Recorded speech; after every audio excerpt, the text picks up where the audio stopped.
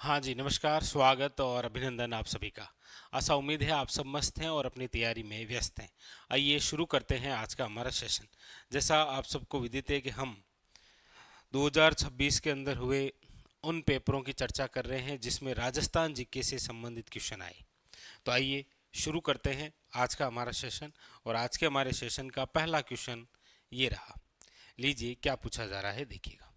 Question है आपके सामने कि राजस्थान में लवणीय झीलें हैं, यानी कि आपके सामने 5 झीलों के नाम हैं और आपको पहचानना है कि कौन सी जो है वो लवणीय झील है। क्योंकि जब आप झील पढ़ते हैं तो एक पढ़ते हैं खारे पानी की और एक पढ़ते हैं आप मीठे पानी की।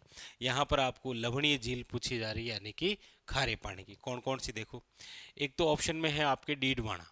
डीडवाना देखिए पहले नागौर जिले में थी, अब ये वर्तमान के अंदर स्वयं डीडवाना कुचामन के नाम से एक नया जिला है, उसके अंदर है ये। फिर है पिछोला। पिछोला आप सब जानते हैं कि ये है आपके उदयपुर के अंदर। पुष्कर जो है वो है आपके अजमेर में। लूणकरणसर जो झील है वो है आपके बीकानेर के अंदर। और पंचभद्रा जो है वो वर्तमान के अंदर कहाँ पर है आपके, तो याद रखिएगा बालोतरा। ये तो हो गई झील के कौन से जिले में है। अब यहाँ पर पूछी जा रही है लवणीय झील कौन कौन सी है। तो आप कहेंगे सर यहाँ पर जो लवणीय झील है उसमें देखिए एक तो डीडवाना झील, क्योंकि हम पढ़ते भी हैं कि डीडवाना जो झील है यहाँ से जो नमक का उत्पादन होता है वो खाने योग्य नहीं होता है। नमक जो उत्पादन है वो क्या है, खाने योग्य नहीं है। इसीलिए यहाँ का जो नमक है वो हम कागज या चमड़ा उद्योग के अंदर प्रयुक्त करते हैं, खाने योग्य नहीं। याद रखिएगा, इंपॉर्टेंट। तो एक तो ये है लवणीय झील। फिर है लूणकरणसर झील। हम पढ़ते हैं कि बीकानेर जिले के लिए नमक का जो उत्पादन है वो होता है आपके लूणकरणसर झील से। ठीक है। फिर उसके बाद में है पिछोला। पिछोला आप सब जानते हैं कि उदयपुर जिले की सबसे प्राचीन और सबसे सुंदर झील है, ये मीठे पानी की है। फिर है पंचभद्रा। आप कहेंगे सर पंचभद्रा जो झील है बालोतरा, याद रखिएगा यहाँ का जो नमक है ये सर्वश्रेष्ठ खाने योग्य नमक यहीं का है। सर्वश्रेष्ठ क्यों, क्योंकि यहाँ के नमक में याद रखिएगा 98% क्या होता है, NaCl, सोडियम क्लोराइड। तो यहाँ पर पूछा गया राजस्थान में लवणीय झीलें कौन कौन सी है, तो आप कहेंगे सर डीडवाना, लूणकरणसर और पंचभद्रा, यानी कि ए बी और डी। ए बी और डी, ऑप्शन नंबर जो है वो क्या हो जाएगा, याद रखिएगा डी इज करेक्ट आंसर। ठीक है जी, डी जो है वो क्या है, बिल्कुल करेक्ट आंसर है। चलिए आगे अगले की हम बात करते हैं। देखिए अगला क्वेश्चन क्या कह रहा है।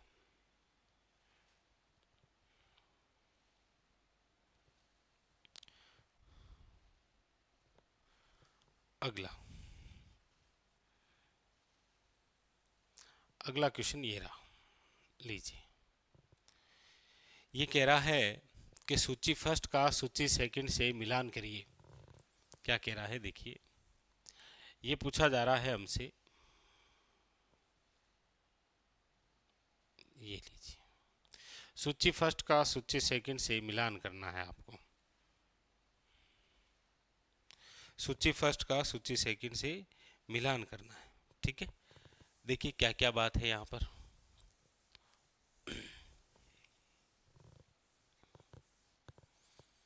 सूची फर्स्ट का सूची सेकंड से मिलान करना है।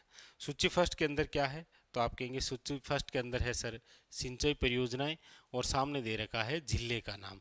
कौन सी सिंचाई परियोजना कौन से जिले से संबंधित है। सबसे पहले है आपके सामने भीम सागर। एक भीम सागर है, एक आपके गलाई सागर है, एक नारायण सागर है, और एक है आपके माता जी का खेड़ा। क्या है, माता जी का खेड़ा। तो आप कहेंगे सर भीम सागर जो सिंचाई परियोजना है इसका संबंध तो हमारे राजस्थान में जिस जिले से है वह है झालावाड़।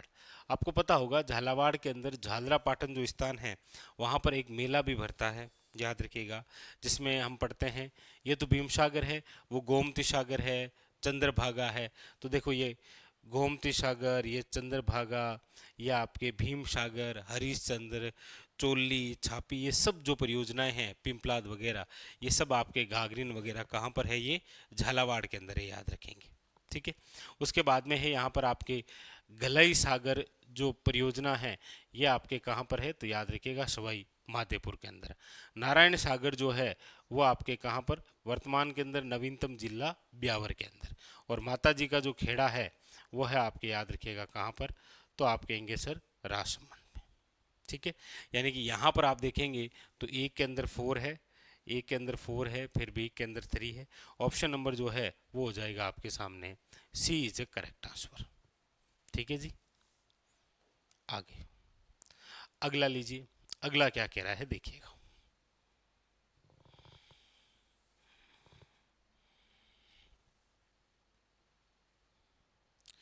अगला आपसे पूछा जा रहा है वही सूची फर्स्ट का सूची सेकंड से मिलान करना है। सूची फर्स्ट के अंदर क्षेत्रों के नाम है और सूची सेकंड के अंदर राजवंश, यानी कि आपको बताना है कि राजस्थान के कौन से क्षेत्र में कौन सा राजवंश हुआ है, ये पूछा जा रहा है आपसे। देखिए मेवाड़, आप कहेंगे सर मेवाड़ की हम बात करते हैं तो फिर वो हो जाता है आपके गुहिल वंश या फिर सिसोदिया, यहीं की शाखा है। ठीक है, गुहिल वंश की तो शाखा है सिसोदिया। फिर है मारवाड़, मारवाड़ में आप कहेंगे सर वो हुए हैं राठौड़। ठीक है। आबू की यदि हम बात करेंगे तो आबू में हुए हैं परमार। कौन हुए हैं, परमार। और आमेर के अंदर कौन सा वंश है, तो आप कहेंगे सर कच्छा वंश। यानी ए के अंदर 4 हो जाएगा, ठीक है, बी के अंदर 2 हो जाएगा, सी के अंदर 3 हो जाएगा, डी के अंदर 1। ऑप्शन नंबर जो है वो क्या है, याद रखिएगा ए इज ए करेक्ट आंसर। ठीक है, चलिए आगे। तो यहाँ पर ही हो गया। अब अगले क्वेश्चन के बारे में चर्चा करते हैं। देखिए अगला क्या कह रहा है, देखिए अगला है आपके सामने, ये लीजिए एक और बेहतरीन सा क्वेश्चन पूछा जा रहा है आपसे।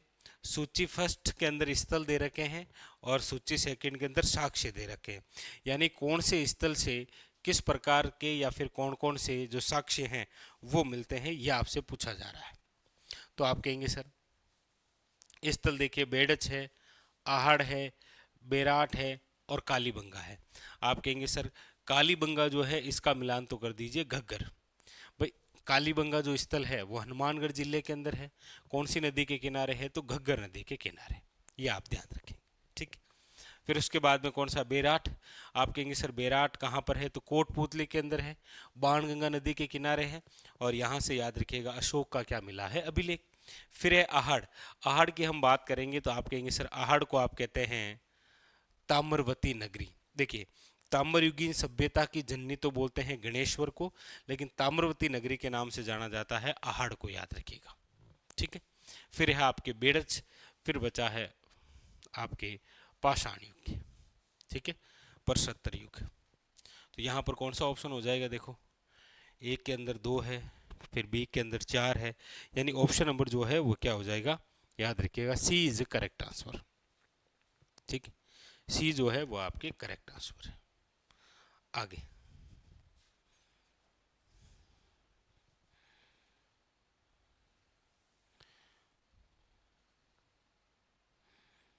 लीजिए एक और बेहतरीन सा क्वेश्चन आपके सामने आया। क्या कह रहा है देखिए, प्रश्न प्रश्न है आपके सामने कि एक तरफ तो है आपके सामने स्थल और एक तरफ है संबंधित नाम, यानी कौन से स्थल को किस नाम से जाना जाता है। यहाँ पर आप देखेंगे तो आहड़ सभ्यता है, कालीबंगा है, बालाथल है और चंद्रावती है। बताइए। तो आप कहेंगे सर चंद्रावती की यदि हम बात करते हैं तो चंद्रावती जो स्थल है वो हमारे राजस्थान में जहाँ पर है वह है माउंट आबू शिरोई। शिरोई का याद रखिएगा कर्नल जेम्स टोड के अनुसार जो मूल नाम है वह है शिवपुरी। कौन सा मूल नाम है, याद रखिएगा शिवपुरी जो है वो मूल नाम है। ठीक है। फिर है आपके बालाथल, बालाथल जो है वो है आपके वल्लभ नगर, और वल्लभ नगर है आपके कहाँ पर, याद रखिएगा उदयपुर में, उंतला वल्लभ नगर, याद रखेंगे। फिर है आपके सामने कालीबंगा, कालीबंगा की यदि हम बात करें तो आप कहेंगे सर कालीबंगा जो है वो है आपके हनुमानगढ़ के अंदर घग्गर नदी के किनारे। आहड़ सभ्यता जो है वो ये रही आपके सामने ताम्रवती नगरी, यानी एक के अंदर 4 है। ठीक है। फिर आपके बी के अंदर 3 है, बी के अंदर 3 है, सी के अंदर 1 है। तो ऑप्शन नंबर यहाँ पर जो है वो क्या हो जाएगा, याद रखिएगा D is A correct answer. ठीक है, चलिए आगे। अगला क्वेश्चन क्या कह रहा है देखिएगा।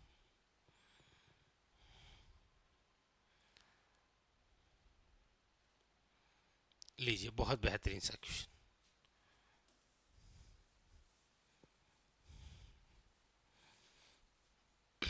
क्या पूछा जा रहा है देखिएगा।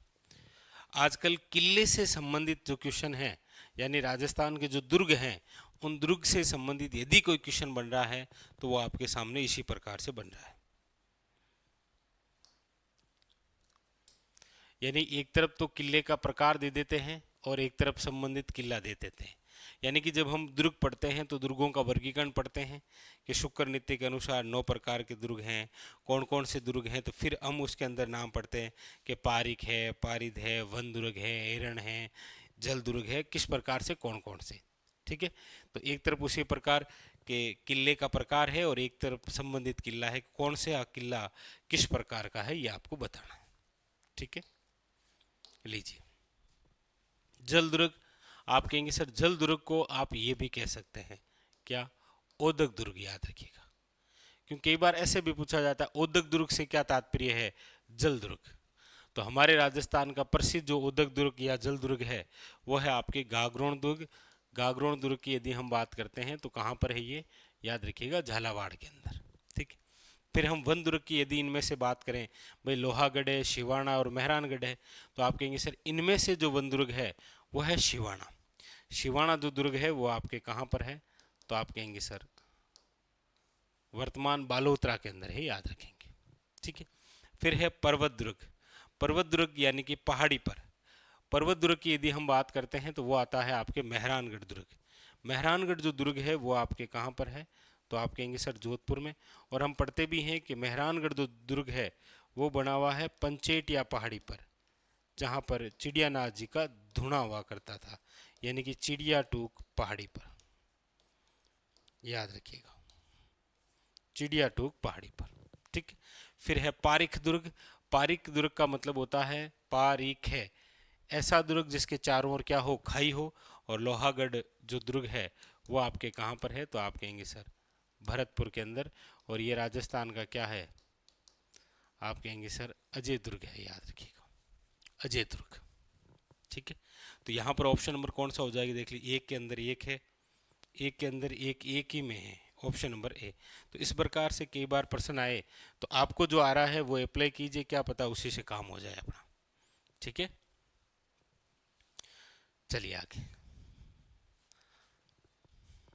अगला है, अगला क्वेश्चन क्या कह रहा है देखिएगा।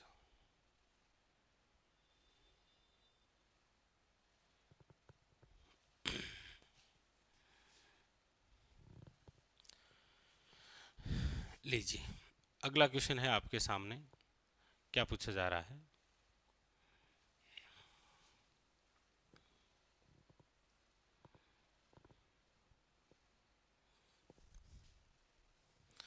अगला क्वेश्चन है आपके सामने ये रहा,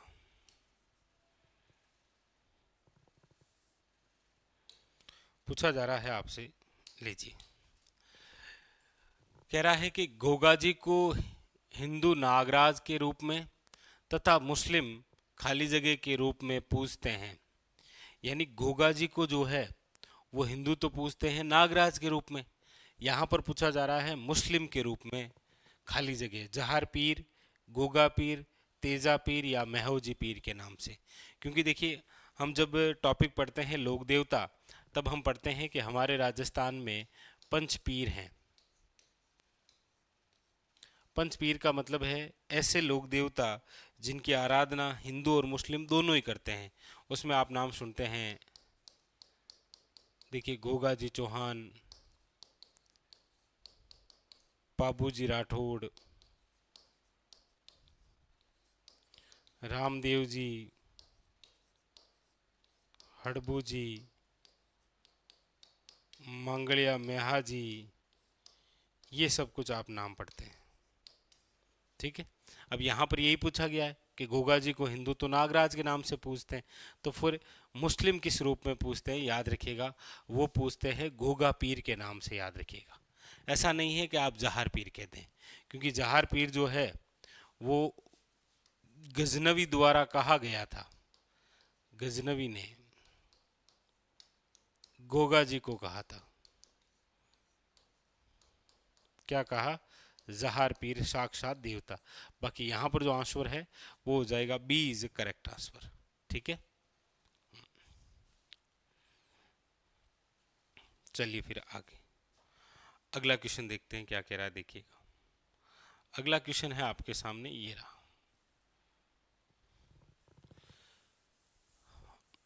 अगले क्वेश्चन से रिलेटेड अगला क्वेश्चन देखिए क्या कह रहा है। अगला क्वेश्चन है आपके सामने, पूछा जा रहा है खाटू श्याम जी का जो मेला है वो कब आयोजित होता है? खाटू श्याम जी का जो मेला है वो कब आयोजित होता है? देखिए, खाटू श्याम जी का जो मेला है वो भरता कहाँ पर है? याद रखिएगा, रिंगस। रिंगस कहाँ पर है? शिकर के अंदर, याद रखिएगा। यहाँ पर बर्बरिक, बर्बरिक जो है जिसे शीश का दानी कहते हैं उसकी पूजा होती है। आप सुना होगा आपने कि बर्बरिक एक ऐसे व्यक्ति थे जो हमेशा उस पक्ष का हिस्सा बनते थे जो हारने वाला होता था, फिर उसका पक्ष लेते और उसे विजय दिला देते थे। इसलिए तो कहा जाता है हारे का सहारा बाबा श्याम हमारा। ठीक है, बर्बरिक शीश का दानी कहते हैं, रिंग शिकर के अंदर है। चलिए फिर इसका आंसर जो है वो आप सब विद्यार्थी बताइएगा। ये क्वेश्चन है आज आपके लिए, सारे के सारे विद्यार्थी कमेंट करके बताइएगा कि खाटू श्याम जी का जो मेला है वो कब भरता है? पौष माह में, मार्गशीर्ष माह में, फाल्गुन माह में, चैत्र माह के अंदर? ये आपके लिए क्वेश्चन है, आप इसका आंसर बताइएगा। ठीक है, चलिए हम आगे बढ़ते हैं फिर। अगला अगला क्वेश्चन क्या कह रहा है, देखिएगा। अगला क्वेश्चन है, लीजिए, पूछा जा रहा है आपसे कि दिलवाड़ा का जो मंदिर है 22वें तीर्थंकर नेमिनाथ को समर्पित है, जो इस रूप में भी जाने जाते हैं। देखिए, यहाँ पर बात हो रही है दिलवाड़ा मंदिर की। देखिए, दिलवाड़ा जो मंदिर है आप सब जानते हैं कि यहाँ पर 5 जैन मंदिरों का समूह है। बहुत अच्छा क्वेश्चन है, कितने? 5 जैन मंदिरों का। ये है कहाँ पर? तो आप कहेंगे सर ये बना हुआ है माउंट आबू के अंदर। माउंट आबू जो है वो आपके कहाँ पर है? शिरोई के अंदर, याद रखिएगा। अब पूछा यही जा रहा है कि दिलवाड़ा के अंदर जो 5 जैन मंदिर बने हुए हैं उनमें से 22वें तीर्थंकर नेमिनाथ को समर्पित है, वो कौन सा है? वो विमल शाही है, वो लूणव शाही है, वो रंग मंडप है, या नव चौकी है? तो आप कहेंगे सर वो है लूणव शाही। यानी ऑप्शन नंबर जो है वो क्या है? B is the correct answer, याद रखिएगा। ठीक है जी, आगे अगला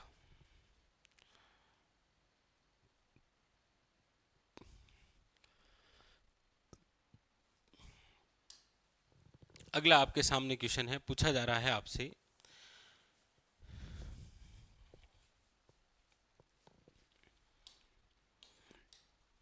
कि राजस्थान के जतिन दास के रूप में प्रसिद्ध राजस्थान के क्रांतिकारी जिन्होंने चरखा संघ भी स्थापित किया था, नाम है? देखिए, राजस्थान के जतिन दास, जतिन दास एक बहुत बड़े क्रांतिकारी थे जिन्होंने जेल में रहते हुए भूख हड़ताल की थी। उसी प्रकार हमारे यहाँ पर भी एक ऐसे व्यक्ति हैं जिन्होंने जेल में रहते हुए भूख हड़ताल की थी और वहीं पर उनकी मृत्यु हो गई थी। उनका नाम है, याद रखिएगा, बाल मुकुंद बिस्सा। बहुत ही इंपॉर्टेंट नाम, याद रखिएगा। क्या नाम है? बाल मुकुंद बिस्सा। एक ऐसे क्रांतिकारी थे, याद रखिएगा, जिन्होंने जतिन दास जी की तरह, जतिन दास जी ने, याद रखिएगा, जेल के अंदर रहते हुए भूख हड़ताल की थी। उसी प्रकार इन्होंने जोधपुर जेल के अंदर रहते हुए भूख हड़ताल की थी और उसी भूख हड़ताल के कारण, याद रखिएगा, 19 जून 1942 के अंदर क्या हो गई थी? मृत्यु हो गई थी। इसलिए इनकी तुलना की गई है किनसे? जतिन दास जी से। याद रखिएगा, बाल मुकुंद बिस्सा। इन्होंने चरखा संघ भी चलाया था, चरखा संघ की स्थापना की थी इन्होंने नागौर के अंदर, याद रखिएगा। ये स्वयं पीलवा गांव से संबंधित है, कौन? बाल मुकुंद बिस्सा। तो यहाँ पर जो पूछा गया ऑप्शन नंबर क्या हो जाएगा? याद रखिएगा, सी इज ए करेक्ट आंसर। सी जो है वो परफेक्ट आंसर है इसका। आगे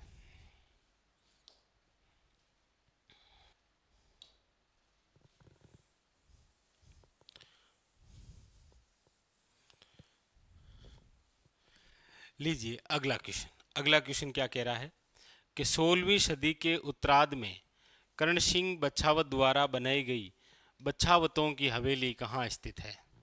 बीकानेर में है, जैसलमेर में है, सीकर में है या नवलगढ़ में है? बात यहाँ किसकी हो रही है? हवेली की। याद रखिएगा, बहुत इंपॉर्टेंट क्वेश्चन है कि राजस्थान में हवेलियों का नगर जो है वो किसे कहा जाता है?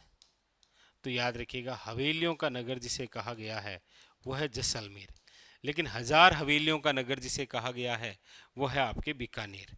और ये जो बछावतों की हवेली है, इसके अलावा याद रखिएगा बहुत सारी और भी है, लेकिन इम्पोर्टेंट याद रखिएगा रामपुरिया की हवेली, ये भी आपके कहाँ पर है? बीकानेर के अंदर। ठीक है, तो यहाँ पर जो आंसर है वो क्या हो जाएगा? बीकानेर। आगे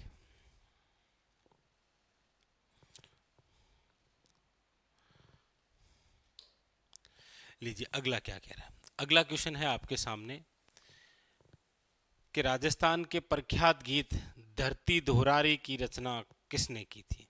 कन्हैयालाल सेठिया जी है, जन कवि गणेशीलाल है, रामनाथ कविया है या विजय सिंह पथिक है? तो आप कहेंगे सर धरती दोहरारी के जो लेखक हैं वो है आपके कौन? कन्हैयालाल सेठिया जी। याद रखिएगा, कन्हैयालाल सेठिया जी, जिनकी जो जन्मस्थली है वो है, याद रखिएगा, सुजानगढ़ चूरू। हमारे राजस्थान के प्रथम ऐसे साहित्यकार हैं जिन्होंने राजस्थानी भाषा को मान्यता दिलाने के लिए पहली बार संघर्ष किया था, राजस्थानी भाषा को मान्यता दिलाने के लिए। और इनकी रचना भी है, वह है मायड्रो हेलो। याद रखिएगा, ये इन्हीं की रचना है। इन्होंने ही सामंतवाद के खिलाफ आवाज उठाई थी। किसने? कन्हैयालाल सेठिया जी ने। याद रखिए, किसके खिलाफ? सामंतवाद के खिलाफ। इसीलिए इनकी रचना भी है जमीन रो धनी कुण, जमीन रो धनी कुण। याद रखिएगा, इन्होंने देश प्रेम की भावना भी लोगों में जागृत की थी, इसलिए इनकी एक और रचना भी है अग्निवीणा। तो बहुत सारी रचनाएं, मिंजर भी इन्हीं की रचना है। याद रखिएगा, यहाँ पर पूछा गया है धरती धोरारी, तो आप कहेंगे सर कन्हैयालाल सेठिया जी। ऑप्शन नंबर यहाँ पर क्या है? ए इज ए करेक्ट आंसर। ठीक है जी, चलिए फिलहाल तो ये था आज का हमारा सेशन। मिलते हैं इसी प्रकार एक और बेहतरीन सेशन के साथ, तब तक के लिए धन्यवाद।